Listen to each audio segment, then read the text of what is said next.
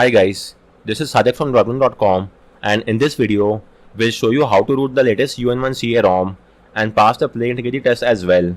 The steps are applicable across all the versions of the ROM. Just for the sake of reference, I'm using the latest UN1CA ROM based on Android 14, One UI 6.1, but you may carry out the steps across all the Samsung phones and across all the versions of this ROM. With that said, as of now, my phone is not rooted, and I am also failing the basic integrity device integrity test. I will just pass the second test for now, and once I obtain root, I will even fail the second test as well. So since currently I am not rooted, I am simply passing the second test, but our ultimate aim will be to pass both the first and second test. First off, I will root my phone, and after rooting I'll show you once again. After rooting, I'll fail the second test as well. So we will have to pass the device as well as the basic integrity. Do keep in mind that you cannot pass a strong integrity test because that requires a log bootloader, and as of now you cannot log the bootloader because you are currently on a custom ROM. Moreover, all the banking and payment app, they don't verify the strong integrity. They only check for the device integrity and basic integrity. As of now you are passing the basic integrity, but since you are failing the device integrity, you will have to root your phone, and after rooting carry out a fix, and after implementing that fix you will be passing both the device and the basic integrity, and then you could use the banking and payment app of your choice without any issues. So with that said, let's get started. Please take a backup of all the data on your phone just to be on a safer side, and your first course of action is to obtain root on your phone. So for that, get hold of Android SDK platform tools from my guide and extract them onto your PC. You could extract them anywhere you want. In my case, I've done the extraction in C drive, and these are the files for platform tools. Once you have done the extraction, your next course of action is to enable USB debugging on your phone. So go to the settings menu. From there you will have to go to about phone, software information, and now tap on build number 7 times. You will get a prompt that developer mode has been enabled.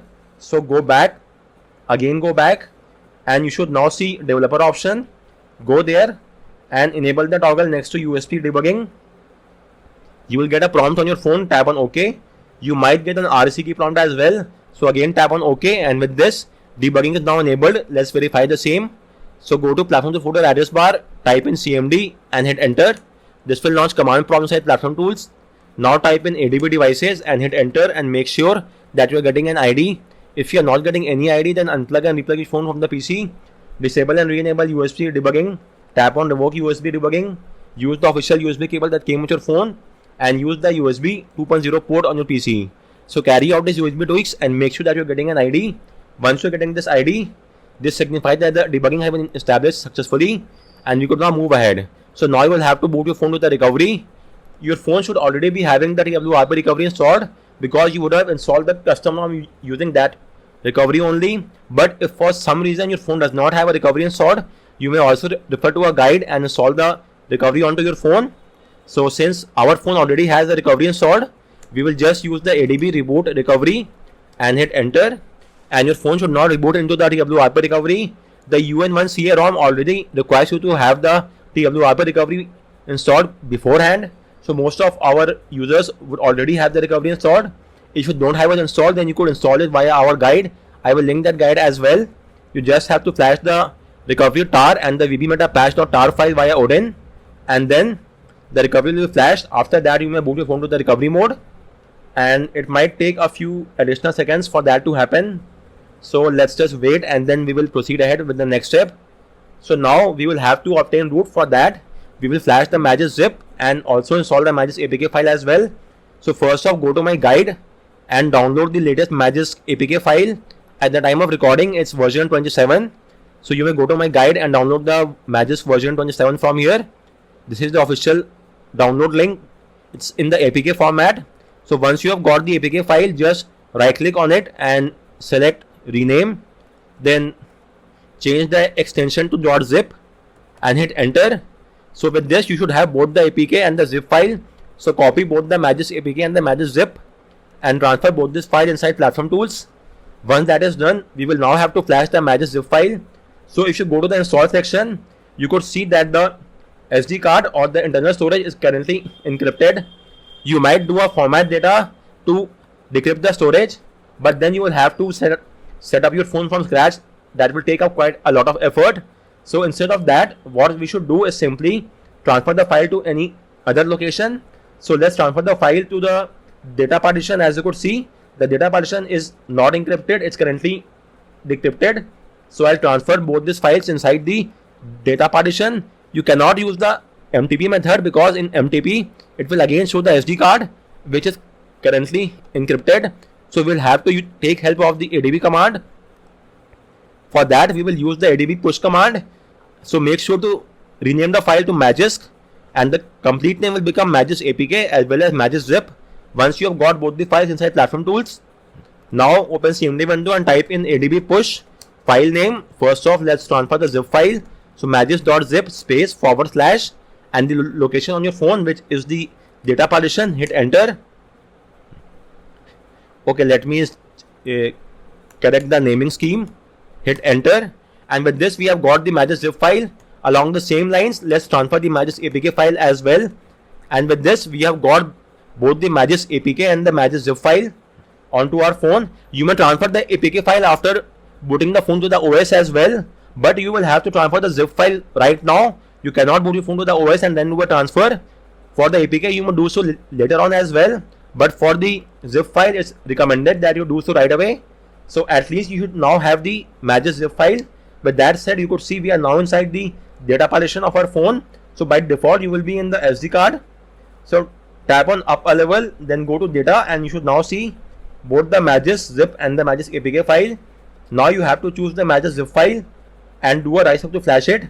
Magisk will now be flashed onto our phone and will take only around 8 to 10 seconds.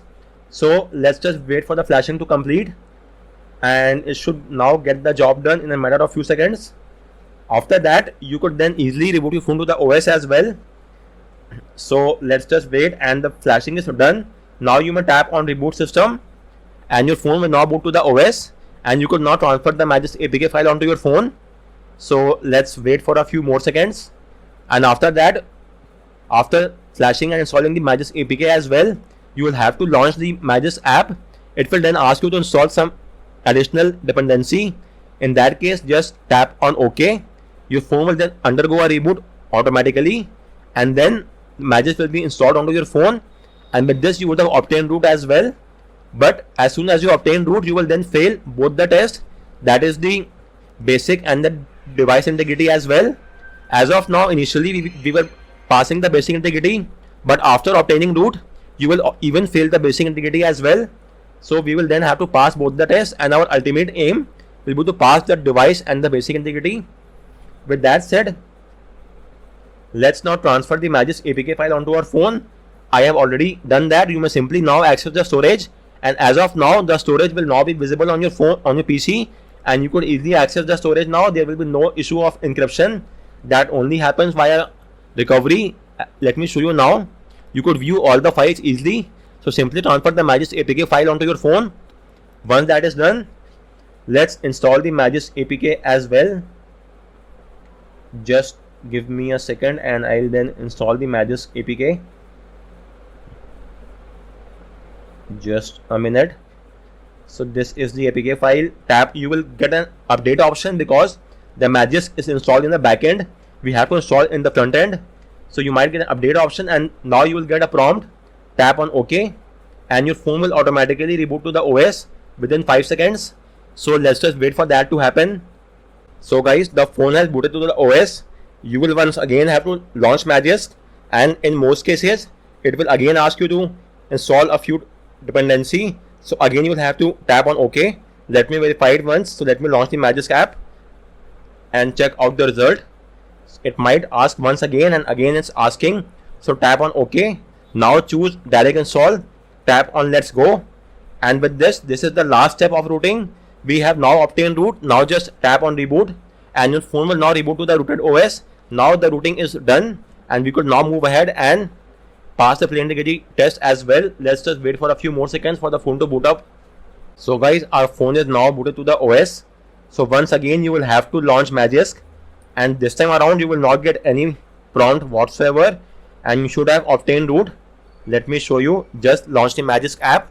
It will take a few seconds to boot up, but after that you will not get any prompt whatsoever. So let's wait, and as you could see, we have now obtained root and the routing is not successful. But as I have told you initially, if I now perform a check, I will now pass or rather fail all the 3 tests. Let me show you. I am now even failing the basic integrity test. Initially I was at least passing the basic test, but now I am even failing the basic test. So now we will perform the plain integrity test and pass the plain integrity test, and in that we will pass both the device and the basic.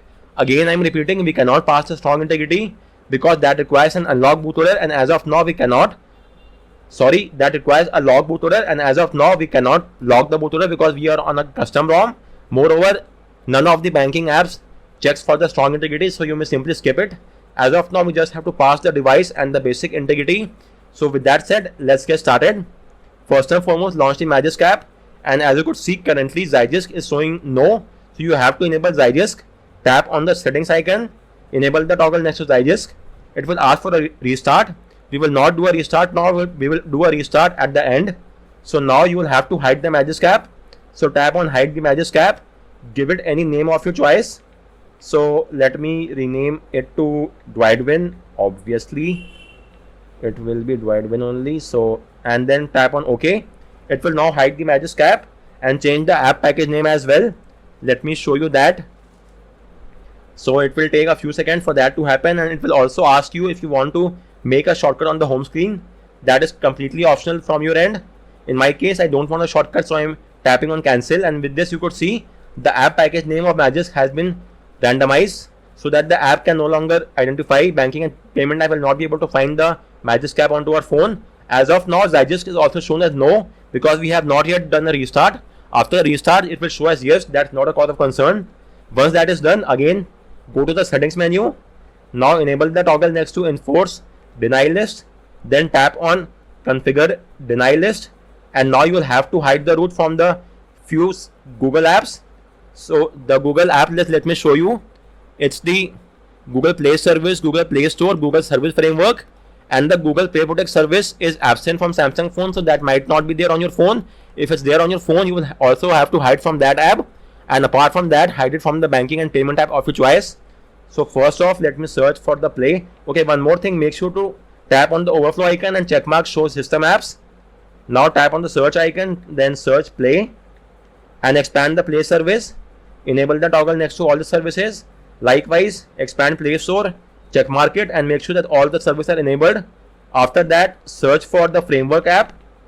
So type in framework and you will get Google Services Framework. Enable the toggle next to all these services. Next is Google Pay Protect service. Although I am quite sure it's absent, let me check it once again. So it's the Protect service app and it's not there on our phone. Finally, hide the root from the banking and payment app of your choice. For instance, let's say Samsung Pay, which is now wallet. So let's hide it from that as well. Just make sure that all the services are enabled of each of these apps. Once that is done, you will now have to flash a module. The module name is Plain Integrity Fix module. So get hold of the module from GitHub. So this is the module, Plain Integrity Fix module. Get hold of the latest build from GitHub. At the time of recording, it's version 16.5. Get it from the GitHub and transfer the file onto your phone. And let's now flash the file. So go to modules, tap on install from storage. Now choose the module file, which is this one. Tap on OK, and the module has now been flashed onto your phone. It will take just a few more seconds. Once that is done, you will now have to remove the data from the following apps from which you have hide the root, which is Play Service, Play Store, Service Framework, and the banking and payment app of your choice. So let's do that as well, and at the end we will then do a restart just to save some time. So go to apps and make sure to check mark show system apps. So first off, let's search for Play and remove the data of the Play services. So go to storage section, tap on clear data, clear all data, delete, then go back, again search for Play. This time it will be Play Store. Go there, go to its storage section, tap on clear data, delete, then again go back, now search for the framework app, So let's make a search for the framework app. It will be Google Services Framework. Go there, storage, clear data, delete. Finally, delete the data of the banking and payment app of your choice. So in my case, it was a wallet app. So Samsung Wallet. Then go to storage, clear data, delete. Finally, once you have removed the data, you will have to do a restart. This restart is compulsory. So tap on restart. And with this, our phone will now restart, and we have now hidden the root from the banking and payment app, and we will now also pass the play integrity test. In other words, we will now pass the first two tests, which is the basic integrity as well as the device integrity test. So we will now pass both the tests. I'll also show you this. So for the check, you will have to install the Play Integrity API Checker app from Play Store.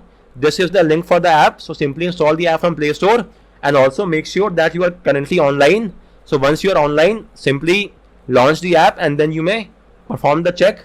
So let me show you that as well. It will take a few more seconds for the phone to boot up, and after that we will then verify the result and show you the status as well. So this is the boot logo of the custom ROM, and apart from that, I also have quite a few AOSP ROM guides. You may check out my guides for all the other AOSP based ROM. As you could see, there are quite a few Android 14 based ROM that you could have a look at. Anyways, coming back to the point, let's now launch the app. I already have the app installed from the Play Store. The name of the app is Play Integrity API Checker. So make sure you are currently online, and then launch the Integrity Checker app. Finally, tap on check, and now let me show you. We are passing both the device integrity as well as the basic integrity, and as I have told you before, you will fail the strong integrity because the bootloader is currently unlocked. Strong integrity requires a lock bootloader, which is not currently possible. Moreover, the banking and payment app will not check for the strong integrity. They only check for the device and basic integrity.